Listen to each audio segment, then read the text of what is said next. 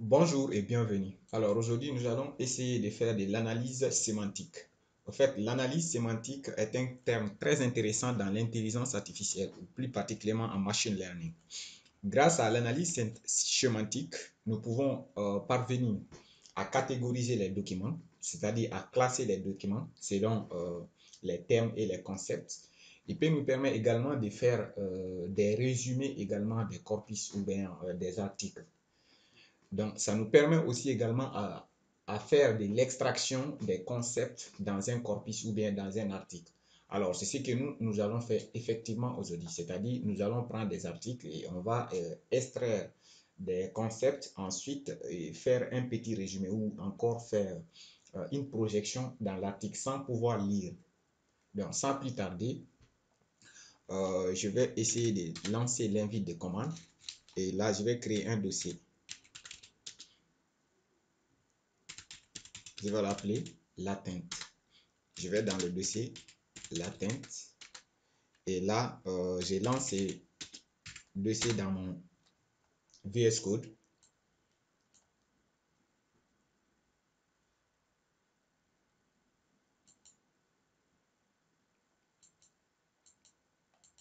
Je vais venir dans le terminal. Maintenant, je vais agrandir un tout petit peu mon terminal.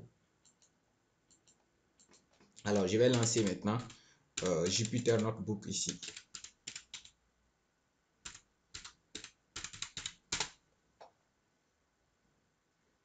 Maintenant, comme je le disais tout à l'heure, voilà.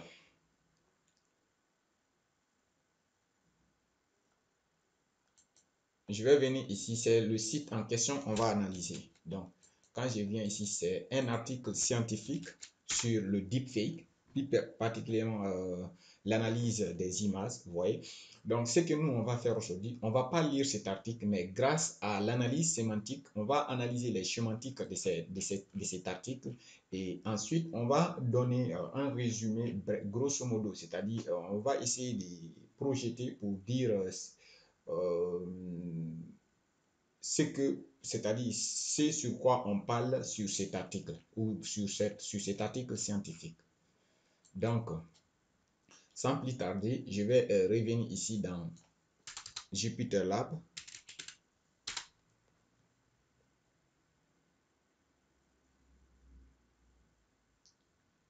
Et là, je vais créer maintenant un fichier notebook.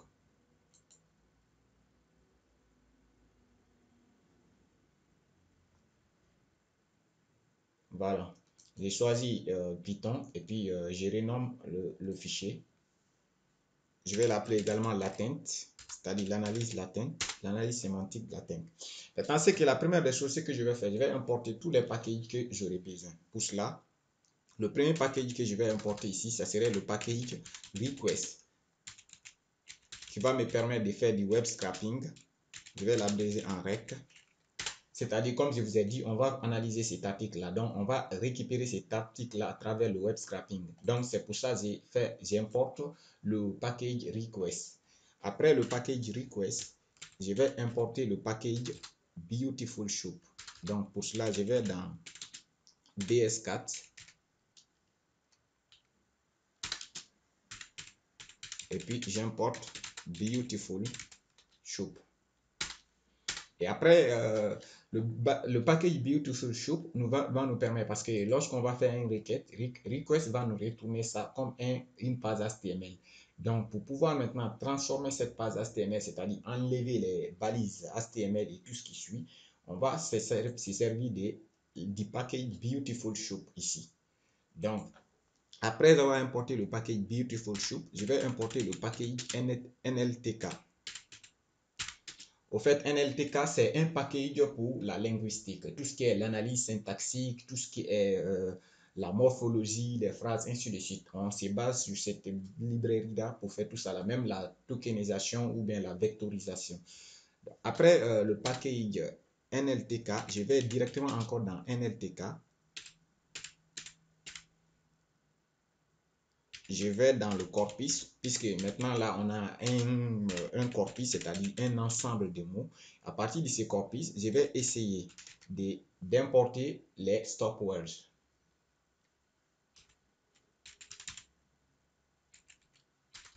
Voilà. J'avais fait l'autocompilation. Donc ici, on a des stop words ici, c'est-à-dire des mots vides ou bien des mots qui n'ont pas assez de sens dans des phrases. Après ça, je vais maintenant dans Scikit-learn. Au fait, Scikit-learn, c'est une librairie ou une bibliothèque de l'intelligence artificielle. Donc, il contient à peu près tous les algorithmes qu'on utilise pour faire la création des modèles mathématiques qui se basent sur les théories de la statistique ou probabilité. Donc, après ça, je vais dans Decomposition. Il y a un sous-module qui s'appelle ici Decomposition. À partir du sous-module Decomposition, je vais importer un algorithme qu'on appelle Truncate SVD. C'est-à-dire Truncate SVD va nous permettre de faire la réduction des dimensions. Parce que qu'est-ce qu'on va faire par la suite? Lorsqu'on va prendre cet article-là, on va prendre mot par mot et on va créer un data frame qui va être composé par des mots. C'est-à-dire chaque mot va être constitué comme une variable. Donc, on va avoir une matrice creuse. C'est-à-dire, maintenant, pour des phrases, on ne va pas trouver d'autres mots. Pour d'autres, on va trouver, c'est-à-dire, on va trouver maintenant des colonnes où il n'y a que des 0, 0, 0, 0. C'est ce qu'on appelle des matrices creuses. Donc, là, maintenant, c'est grâce à ces packages-là, on va enlever des matrices creuses. C'est-à-dire, on va enlever tout ce qui n'est pas intéressant. C'est-à-dire, quand je prends une phrase, si je suis sur une colonne où le mot n'existe pas dans la phrase, on va enlever la colonne dans notre cas.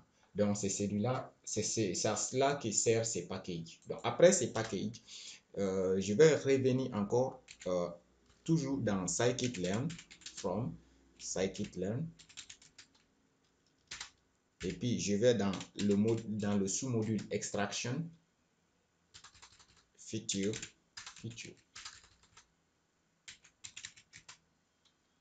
Feature Extraction. Et puis, je vais dans le sous-module Texte. Et puis, à partir du texte, je vais importer l'autre module qu'on appelle TF Vectorizer. En fait, TX Vectorizer, qu'est-ce que lui va faire encore? Il va essayer d'associer un score ou une probabilité à chaque mot, c'est-à-dire une probabilité d'importance au mot. Donc, après, ce sont ces packages-là que je vais utiliser tout au long de ce tutoriel. Donc, après avoir maintenant importé nos packages, qu'est-ce que nous allons faire maintenant? On va essayer de commencer maintenant le processus de web scraping.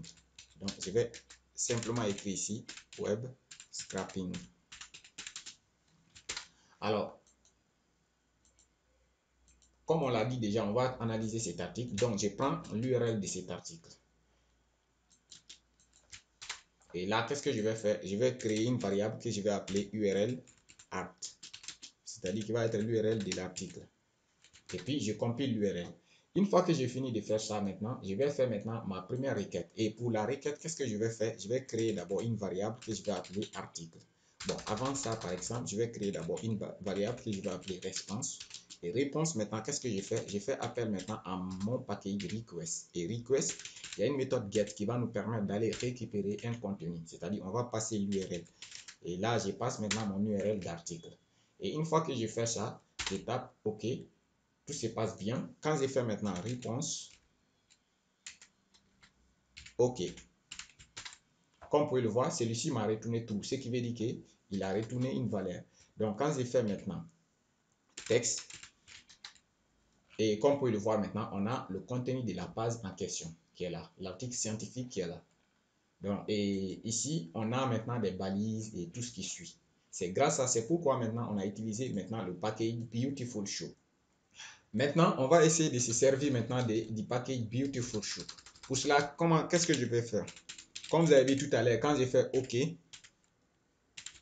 ça retourne true. Donc, qu'est-ce que je vais faire maintenant? Pour commencer à travailler avec Beautiful Soup, je dois m'assurer que la réponse est true, c'est-à-dire il y a du contenu. Sinon, s'il n'y a pas de contenu, je vais par exemple afficher ici print pas de contenu, simplement pas de réponse. Maintenant, c'est ici que je vais travailler maintenant. Pour cela, je vais créer maintenant une instance de la classe Beautiful Shop. Pour cela, je fais Shop, je vais l'abréger comme ça. Et en paramètre maintenant, on passe maintenant à la réponse.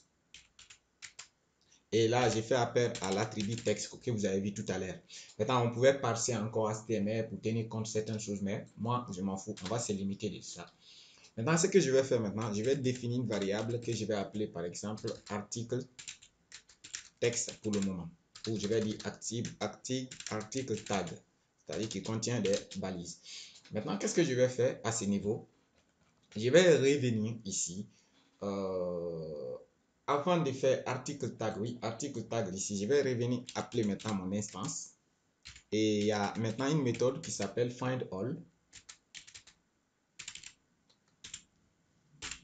et qui prend une balise en question. Maintenant, pour cela, qu'est-ce qu'on va faire? On va revenir ici, analyser nos textes. Vous voyez, quand je viens dans cet élément ici, on a des éléments ici. Maintenant, pour savoir quelles sont les balises qu'ils ont utilisées, il suffit de cliquer là et vous venez là. Vous voyez, quand je clique, tout ceci, ce ne sont que des paragraphes. Donc, il me suffit maintenant de passer find all maintenant comme P. Et là, Beautiful Soup maintenant va me retourner tous les paragraphes se trouvant dans cette page. Ce que je vais faire par là. Donc, je vais dire maintenant Beautiful Soup, retourne-moi tous les paragraphes. Et là, quand je fais ça, regardez, quand je reviens ici maintenant, il n'y a que des paragraphes qui vont être retournés. Comme vous pouvez le voir, on a maintenant que des paragraphes. Mais moi, ce que je veux ici maintenant, c'est pourquoi je l'ai appelé tag. Je vais annuler maintenant, enlever tous les tags maintenant. Et pour enlever tous les tags, je vais ici créer une autre variable que je vais appeler par exemple texte, article texte. Et je vais utiliser maintenant la syntaxe de la list comprehension. Comment ça se passe? Vous allez définir une variable. Et ma variable, par exemple, je vais l'appeler para pour dire paragraphe for para in. C'est-à-dire dans l'article maintenant, tag que je viens de retourner. Et quand je viens ça maintenant, je vais annuler les balises. Donc pour cela, il me suffit d'appeler l'attribut texte. Et quand je reviens appeler maintenant article texte, vous voyez maintenant automatiquement, on a le contenu sans paragraphe. Mais ce que je veux faire maintenant, regardez, on a maintenant des éléments vides. Vous voyez, je ne vais pas ça, je vais les enlever. Pour cela, il me suffit de revenir ici, poser une condition. If length para est supérieur à 0. Automatiquement, quand je recompile, comme vous pouvez le voir maintenant, on n'a pas ces des éléments vides. Maintenant, ce que je veux encore, je vais enlever des entités. Vous voyez, il a interprété les entités, c'est-à-dire les retours à la ligne. Je vais les enlever. Mais avant ça, d'abord, je vais m'assurer d'abord que tout mon texte soit en minuscule, pas de majuscule. Par exemple, à sélectionner, il y a S majuscule. Donc, ici, la première chose que je vais faire ici, je reviens convertir maintenant mon article en minuscule. Pour cela, j'ai fait une balise maintenant, finale, article égal. Et je vais revenir encore, je vais l'appeler par exemple art for art in, maintenant article texte. Et dans article texte maintenant, qu'est-ce que je vais faire maintenant? J'ai converti ça en minuscule. Il y a une méthode qu'on appelle lower. Avec lower, automatiquement, tout mon texte va être en minuscule. Vous voyez? Là, quand je reviens, je recompile maintenant. Oui, parce que je n'ai pas pris article, j'ai pris article texte. C'est article qui est maintenant uniformisé. Comme on peut le voir maintenant, sélectionner, tout est en minuscule maintenant. Et une fois que j'ai fait ça, c'est bon. Et la dernière chose que je peux faire maintenant, c'est d'enlever les entités ici. Alors, je pouvais me limiter là, mais qu'est-ce que je vais faire? Je vais définir une fonction ici que je vais appeler simplement preProcess. preProcess. Et preProcess, ça va faire quoi? Il va prendre un tableau, c'est-à-dire notre document. Deuxième, ça va être maintenant l'entité que je vais supprimer. Ici, entité.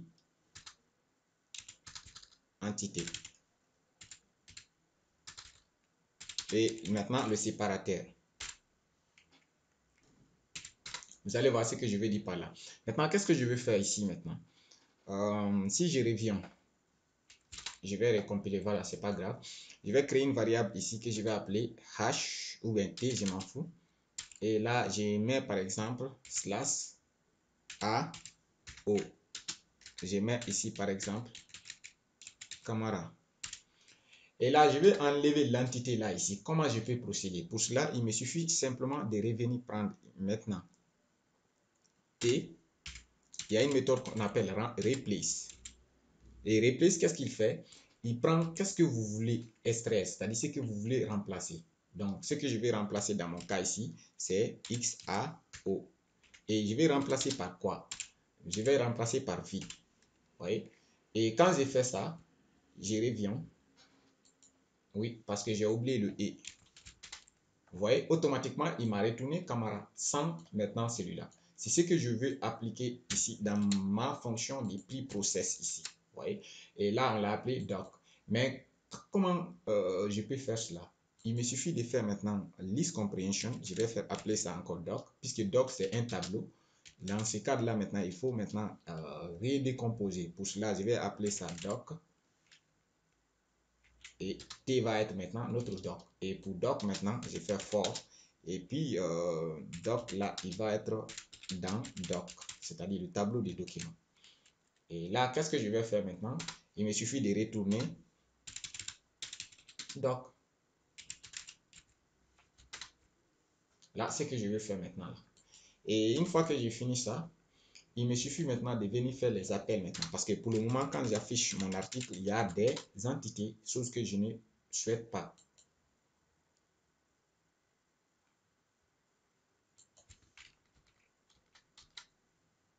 Article. Oui, j'ai mal écrit ici. Voilà. Vous voyez, dans mon article, maintenant, il y a ces choses-là. Je vais les enlever. Donc, pour cela, qu'est-ce que je vais faire? Il me suffit d'appeler maintenant ma méthode preProcess.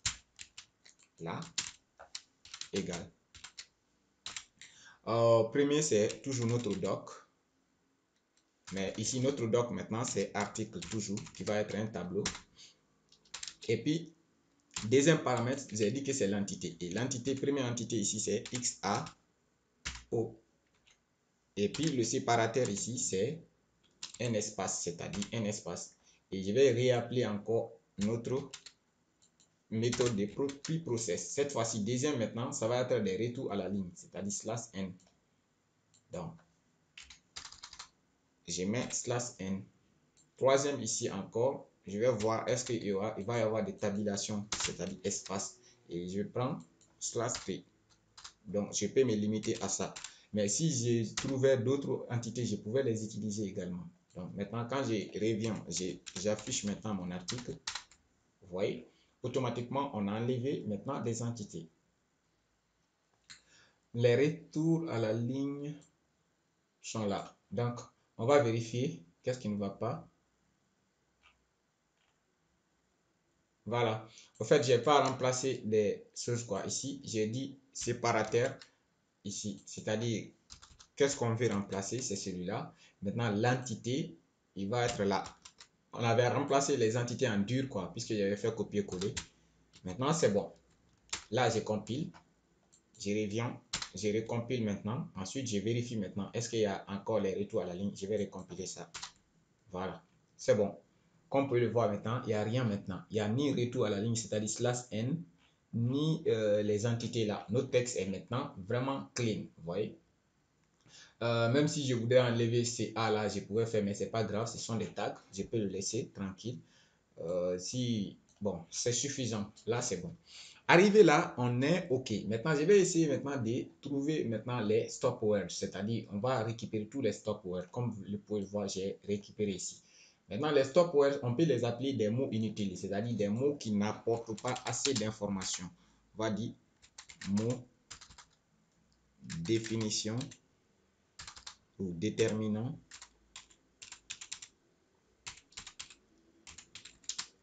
Les mots inutiles. Je vais transformer ça en markdown. Et là, maintenant, qu'est-ce que je vais faire? Je vais appeler mot inutile égal à, j'ai défini un set. Et comme vous l'avez pu le constater, j'ai déjà importé stop word depuis NLTK ici. Là, je prends ces stop words là seulement. Mais puisque NLTK, il travaille dans plusieurs langues, donc c'est là maintenant, il vous indique quelle langue vous voulez. C'est-à-dire, vous voulez les stop words de quel mot, de quelle langue. Par exemple, moi, je travaille en français. Puis, comme vous avez vu tout à l'heure, notre corpus est en français. Donc, il suffit de prendre maintenant French. Quand je fais French, j'ai un problème. Oui, il faut appeler words ici, puisque c'est le mot words. Voilà. Quand j'appelle maintenant mot inutile, c'est-à-dire des stop words, et vous pouvez le voir. Lorsque je change par exemple je mets ici English, c'est-à-dire supposer que je travaille en anglais. Vous voyez, automatiquement, il y a et, about, ainsi de suite. Mais je reviens en français, puisque nous travaillons en français. French. Alors, comme on peut le voir maintenant, on a des mots inutiles qui sont retrouvés. Après avoir retrouvé, par exemple, je peux ici faire la méthode lim pour connaître il y a combien de mots inutiles en français. Vous voyez, on a 157 stop words en français.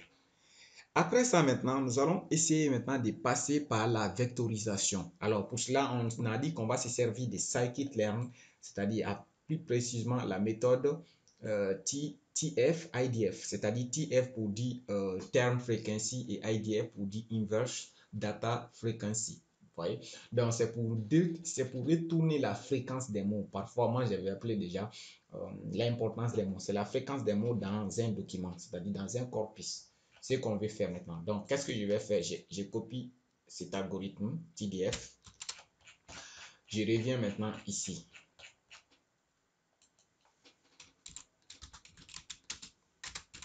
TF, IDF.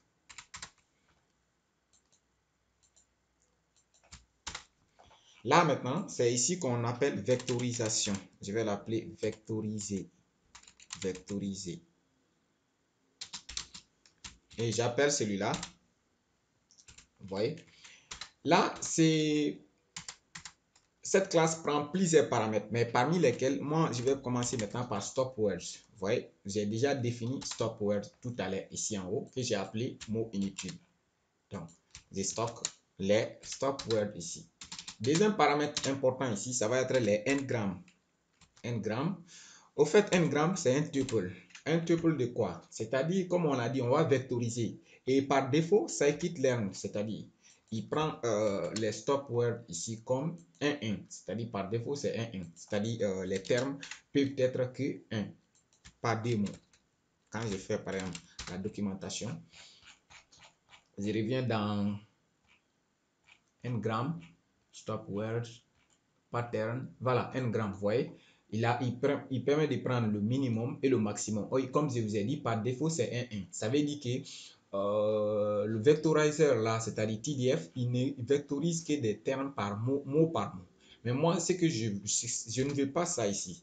Je veux que le minimum, c'est un mot, mais je peux avoir des termes qui sont composés de 2 mots. Par exemple, quand je prends deepfake, c'est 2 mots. Vous voyez? Je peux avoir d'autres aussi. Il peut y avoir deepfake, intelligence artificielle, ça dépend maintenant. Bon, moi, j'ai dit, en tout cas, je me limite. Le maximum, c'est 5 mots. Le minimum, c'est 1 mot. Donc, je vais compiler ça. Et une fois que j'ai compilé ça, j'ai compilé mon vectorizer. J'ai un modèle que j'ai appelé ici vectorizer. Et je vais essayer maintenant de lier maintenant mon corpus. Pour cela, je vais appeler ça à X comme X. Et j'appelle mon vectorizer. Et puis, je vais lier. Comme je vous ai dit déjà, scikit-learn, c'est un modèle de machine learning. Et pour ceux qui sont, pour les gens qui ont travaillé déjà avec les modèles de machine learning, ils connaissent ces méthodes, la fit et transform, qui permet de lier les données à un modèle statistique ou de machine learning ou de l'intelligence artificielle. Maintenant que nous avons fait ça, on va passer simplement à notre article. Vous voyez, quand je recompile maintenant et je tape X ici, vous voyez? Au fait, qu'est-ce qu'il vient de nous dire ici? On a 11. C'est-à-dire notre X est composé maintenant de 11 lignes et 27, c'est-à-dire 2700 colonnes. Vous voyez? Et ce qu'on appelle maintenant parse matrice ou encore sparse matrice ou matrice creuse en français. Vous voyez? Parce que qu'est-ce qu'il fait? Quand je prends l'article là, chaque mot qui constitue cet article va constituer, par exemple, fait va être une colonne, un va être une colonne, ainsi de suite, jusqu'à la fin de mon article. Et comme vous pouvez le voir maintenant, et qu'est-ce qu'il prend maintenant? S'il prend, par exemple, une entrée ici, il va vérifier maintenant, quand il est avec cette ligne, est-ce que fait est là? Si fait est là, il va mettre à la ligne 1, 1, même chose. S'il ne trouve pas fait, il met 0. Ce qu'on appelle matrice creuse, c'est-à-dire il va y avoir maintenant des lignes, c'est-à-dire quand je prends pour cette phrase, je vais avoir 20, c'est-à-dire 2700 colonnes. Et 2700 colonnes, c'est ce qu'on appelle sparse matrice en anglais, ou on l'appelle en français matrice creuse. Vous voyez? Et si vous vous rappelez, lors de l'introduction de cette vidéo, j'ai parlé de l'algorithme truncated SVD. C'est lui maintenant qui va nous permettre maintenant de sparser, c'est-à-dire de réduire la dimension, et c'est pour d'où son nom, la réduction des dimensions. Alors, comme je vous ai déjà dit, on va commencer à utiliser l'algorithme maintenant LSA. Pour cela, je vais prendre ça. J'ai fait une petite documentation ici en Markdown, en version Markdown. Donc, je viens coller cette documentation ici. Je reviens en Markdown. Voilà. Et puis, je tape Entrée. Voilà. Comme vous pouvez le voir maintenant, on a dit quoi au fait? Le terme, ce qu'on va aborder ici est vraiment très intéressant. Au fait, quand on fait Vectorizer, qu'est-ce que lui va faire? Ici, on nous dit ici, entrée X est une matrice où M est le nombre de documents que j'ai et N est le nombre de termes. Au fait, c'est quoi? Maintenant, ce qui veut dire que nous avons 11 lignes, c'est-à-dire 11 documents, c'est-à-dire quand on revient dans l'article là, quoi. Au fait, on a trouvé maintenant 11 paragraphes, c'est-à-dire 11 parties. Quand on prend celui-là, ainsi de suite. On a 11 parties. C'est ce qu'on veut me dire ici simplement. Ce que je vais dire par là. C'est-à-dire M est le nombre de documents, c'est-à-dire le nombre de lignes. Et quand je vois ici sparse matrix, on a 11 lignes. Et maintenant, il a dit quoi? Et N, le nombre, c'est-à-dire le nombre de colonnes qui est le nombre de termes. C'est-à-dire maintenant, quand Vectorizer ici a décomposé l'article en question en 11 lignes et 2700 termes. Vous voyez, on a eu 2700 termes. Cette explication qui est là. Avec TDF. Maintenant, quand on applique maintenant truncated, c'est-à-dire truncated maintenant à ça pour la réduction, qu'est-ce qui se passera maintenant? Truncated maintenant va décomposer X en 3 vecteurs. Le premier vecteur c'est U, deuxième vecteur c'est S, troisième vecteur c'est V, et T, ça va être maintenant notre transposé. Vous voyez? Mais qu'est-ce qu'il dit ici? On dit U sera une matrice de M lignes et K colonnes. D'où les N lignes seront les documents, c'est-à-dire le nombre de documents, c'est-à-dire dans notre cas c'est 11 documents, ça veut dire simplement 11 lignes. Et N colonnes seront les concepts. Ce qui veut dire maintenant, on aura N colonnes, c'est-à-dire un concept. Après, S. S sera encore une matrice de K, c'est-à-dire une matrice carrée, K ligne et K colonnes. Et les premiers K seront la quantité de variations, c'est-à-dire la différence entre les différents termes, c'est-à-dire la différence entre les différentes lignes, c'est-à-dire des différents documents. Et à partir de chaque concept, c'est-à-dire quelle est la différence entre les différents concepts. C'est pourquoi on a dit qu'on va faire l'extraction des concepts, c'est-à-dire quand on prend un article, on va savoir combien d'articles, c'est-à-dire combien de concepts sont utilisés, combien de différents types de concepts sont utilisés dans ces documents. À l'issue de ça, on peut faire un résumé où on peut donner une idée générale de l'article scientifique en question. V maintenant, troisième vecteur maintenant c'est V, qui est une matrice M, c'est-à-dire toujours 11 lignes et K colonnes. Et avec K, le K sera le nombre de termes qui constituent. Vous voyez? Au fait, c'est exactement le concept maintenant des truncated. Maintenant, sans plus tarder, qu'est-ce qu'on va faire maintenant? On va appliquer truncated maintenant à notre matrice.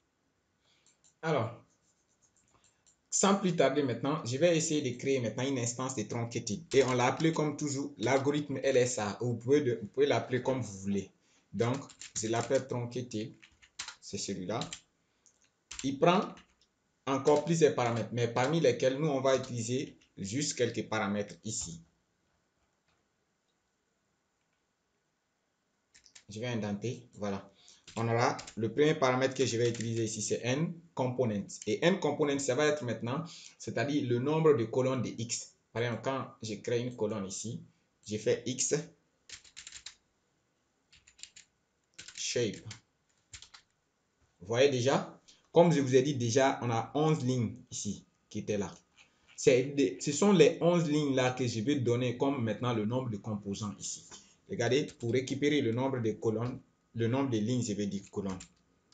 Le nombre de lignes ici, il suffit de taper X-shape 0. Et c'est X-shape 0 que je vais passer, ou je pouvais passer directement 11. Mais ça, c'est plus dynamique. Parce qu'au cas où je change l'URL, le nombre de lignes va être dynamiquement, ça va changer dynamiquement. C'est pourquoi il faut utiliser ça. Et là, lorsque le nombre de lignes change, et X-shape là aussi va changer de façon dynamique et ça ne va pas générer d'erreur. Le document pourra être beaucoup plus générique. Maintenant, après avoir fait ça, il faut donner, puisque c'est un modèle de machine learning maintenant, c'est-à-dire comme si c'était un modèle de deep learning, on va maintenant donner le nombre d'itérations que notre modèle va utiliser pour bien adapter et puis optimiser des erreurs. Donc pour cela, je vais dire par exemple, il va faire 100 itérations. Donc, il va entraîner 100 fois pour pouvoir trouver les paramètres parfaits pour ces modèles. Là, une fois que j'ai fait ça, c'est bon. J'ai entraîné le modèle LSA. Après avoir entraîné le modèle LSA, maintenant, il faut le lier. Et pour la liaison, maintenant, je vais créer, par exemple, UVST. C'est-à-dire, l'explication que j'ai fait ici, USVT. Voilà. Ici, simplement, c'est ce que je vais appeler ici. USVT. Et maintenant, USVT, il suffit d'appeler notre modèle LSA maintenant. Et puis, j'ai fait appel à fit. Et fit, je passe simplement X, puisque c'est notre document, c'est-à-dire notre vecteur maintenant que je vais lier. Et là, maintenant, imaginez quand je veux maintenant, si je veux vue par exemple, il me suffit de faire maintenant USVT. Et puis, il y a un attribut qu'on appelle component qui va retourner maintenant ces trois vecteurs là. Si je prends 0, ça va être vue. Si je fais maintenant V, vous voyez maintenant, on a tous les concepts. Et c'est-à-dire, ceci sont des fréquences des concepts. Maintenant, ce que je veux faire maintenant, je vais essayer maintenant de catégoriser, connaître combien de termes j'ai trouvé dans mon document. Ensuite, dans chaque terme, quels sont les... dans combien de concepts j'ai trouvé dans mon document. Dans chaque concept, quels sont les termes utilisés. C'est ce que je vais faire là. Maintenant, pour cela, je reviens maintenant trouver les termes. Je crée une variable que je vais appeler terme. Variable terme, je vais appeler maintenant mon vectorizer. Et vectorizer, je fais appel à la méthode getFeature. GetFeature, maintenant, il va retourner tous les mots, c'est-à-dire tous les termes que TDF, IDF a décomposé tout à l'heure. Maintenant, il me suffit de faire maintenant appel à la méthode là. Et puis, quand je fais par exemple terme, S à la fin. Et comme vous pouvez le voir maintenant, ce sont les termes que ContVectorizer a utilisé ici. Oui.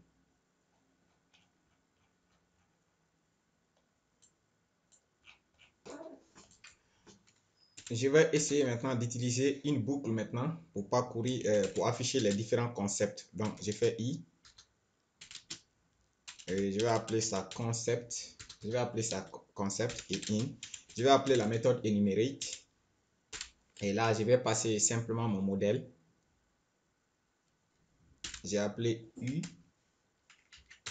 STV. Et là, j'ai fait appel maintenant à l'attribut component, comme vous avez vu tout à l'heure. Alors, la méthode enumerate, on passe un tableau. Qu'est-ce qu'il fait? Il retourne le tableau, c'est-à-dire les éléments un par un et leurs indices. C'est pour ce que j'ai fait. Les indices vont être stockés dans I et les éléments vont être dans concept. Et maintenant, ce que je vais faire là, je vais essayer maintenant d'associer maintenant les termes et leurs fréquences. Pour cela, je vais appeler ça terme et fréquence ou concept. Je vais appeler ça counts. Et là, je fais appel maintenant à la méthode zip. C'est la méthode zip qui va me permettre de faire ça. Donc, premier paramètre, ça va être les termes que j'ai définis en haut, ici. Deuxième, ça va être maintenant les concepts, c'est-à-dire les fréquences. Après avoir fait ça, il me faut trier simplement. Je vais dire maintenant terme trier. Et terme trier, il suffit d'appeler la méthode sorted. En Python, la méthode sorted permet de trier une liste en ordre croissant, c'est-à-dire du plus petit au plus grand. Mais moi, je vais de l'ordre du plus grand au plus petit. Qu'est-ce que je vais faire maintenant? C'est le tableau là que je vais initier, puisque j'ai mis les termes et leurs fréquences. Donc, ce que je vais faire qui? C'est-à-dire, je vais faire le tri selon c'est-à-dire fréquence. Donc, c'est pourquoi j'ai fait qui et je prends alors la fonction lambda pour pouvoir récupérer, puisque à ce niveau, on a ces deux éléments dans le tableau. Donc, 0, ça va correspondre au terme. 1, ça va correspondre à celui-là. C'est pourquoi je vais faire maintenant x ici. X. Et x, qu'est-ce que je vais prendre dans x? C'est-à-dire les concepts. Donc, pour cela, je prends 1. Simplement. Et maintenant, je vais maintenant renverser. Comme on commence du plus grand au plus petit, moi, je vais maintenant, du plus petit au plus grand, moi, je vais faire reverse true. C'est-à-dire, je vais renverser. Mais maintenant, je ne vais pas prendre tous les concepts. Je vais prendre juste les trois premiers concepts, c'est les trois premiers termes de chaque concept. Là. C'est ce que je vais ici. Maintenant, je vais faire un print. Par exemple, je vais formater en disant, par exemple, le concept. Je vais commencer par 1. Parce que i commence par 0. Donc, je vais faire i plus 1. Le concept numéro tel, par exemple. Voilà. Et là, maintenant, j'ai fait une boucle maintenant pour parcourir les termes ici avec, là, je vais appeler ça terme sans S, in, terme trié. Et terme trié, qu'est-ce que je ferai maintenant? Je vais faire maintenant simplement un print. Je vais encore formater. Et là, je prends maintenant les termes. Et là, je prends toujours 0, puisque je veux cette fois-ci, là, j'avais fait le tri en fonction des fréquences. Maintenant, je veux prendre maintenant les termes ici. Les plus, c'est-à-dire les plus importants selon leur fréquence. Là, par exemple, je vais faire... Bon, est-ce que ça, c'est intéressant? Ce n'est pas la peine. Voilà. Là, oui, format, j'ai mal fait. Il faut l'entourer par le crochet. C'est pourquoi il a mis ça. Voilà. Et comme vous pouvez le voir maintenant, on a trouvé ici 11 concepts. Comme vous pouvez le voir.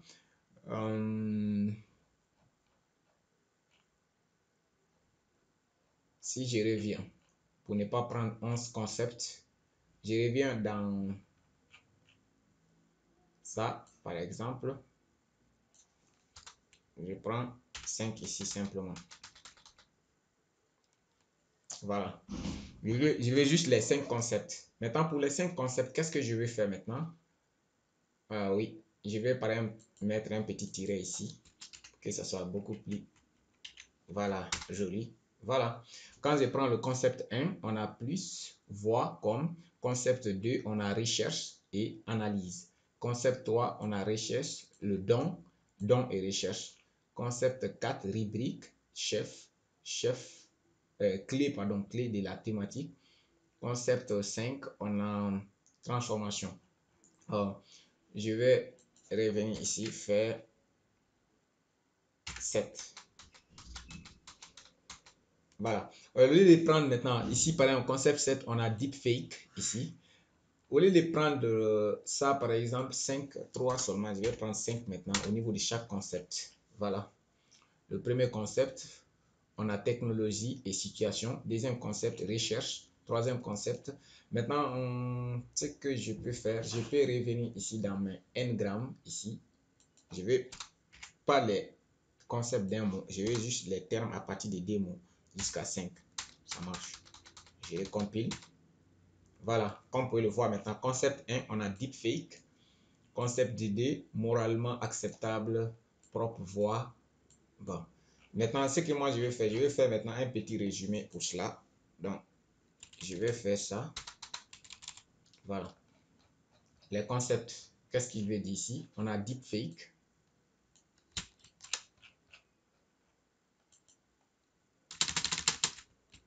Deepfake comme concept 1. Propre voix, non, c'est mieux.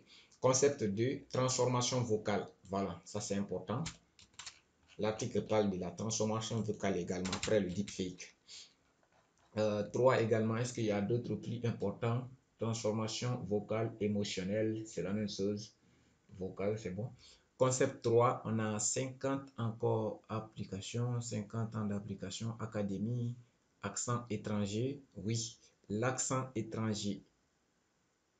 accent étranger. Comme vous pouvez le voir ici, on a la valorisation de l'accent étranger. Donc, je peux dire ça. Donc, accent étranger.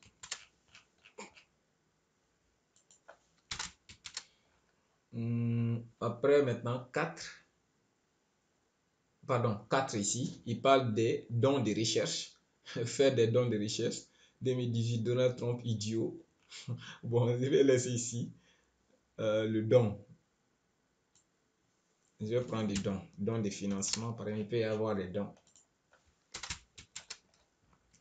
5 ici, clé thématique. Thématique favorisée, créer température. Pardon, thématique favorisée, créer rubrique. C'est pas la peine, je vais laisser ça.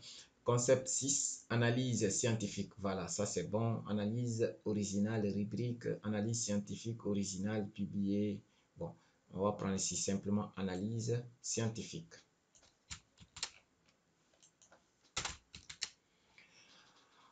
Septième maintenant, c'est clé thématique, favori, thématique. C'est là, bon, c'est bon, on a appris tout ça là. Bon, si vous venez ici maintenant, on peut dire ici simplement que l'article là, il parle de ces concepts, c'est-à-dire du deepfake, de la transformation vocale, de l'accent étranger, du don et l'analyse scientifique.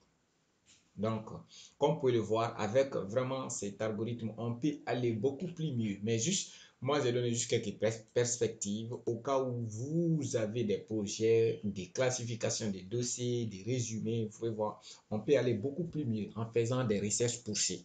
Oui. Et si je veux, même au niveau des termes, j'ai juste pris 5 ici. Et rien ne m'empêche de prendre plus que 5. Par exemple, 8 pour chaque concept. Voilà. Ici maintenant, il prend 8, 8. Mais ce n'est pas la peine. Même 3, c'est suffisant. À partir de 3 concepts, vous saurez. Ou 4, c'est suffisant. Pour chaque concept, 4 termes suffit pour faire le résumé, pour comprendre qu'est-ce qu'il veut parler. Donc, arrivé là, je vous remercie. On se reprend à une prochaine vidéo.